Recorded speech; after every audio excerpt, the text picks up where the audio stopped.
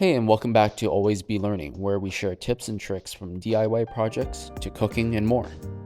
Today, we're going to clean up the fence edging that we have, which is comprised of small rocks or gravel.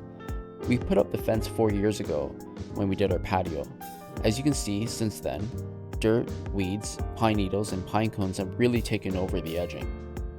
So thinking about how we would clean this up, we decided to use a disposable barbecue grill as a mesh to filter out the debris.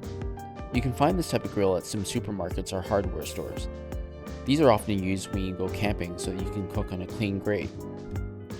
So our process was to scoop out the gravel and everything contained in it onto the barbecue grill. We would then remove any big items such as weeds or large pine cones. We'd then shake the gravel on the grill. This actually did a really great job of filtering out the debris and leaving the rocks behind. And surprisingly, the grill was able to stand up to the weight of all the rocks we kept putting on it.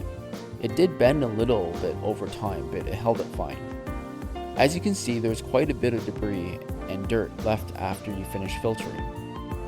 We then put the cleaned rocks back onto the edge and moved on to the next section. So in total, this took us a couple hours with 2 people working on it.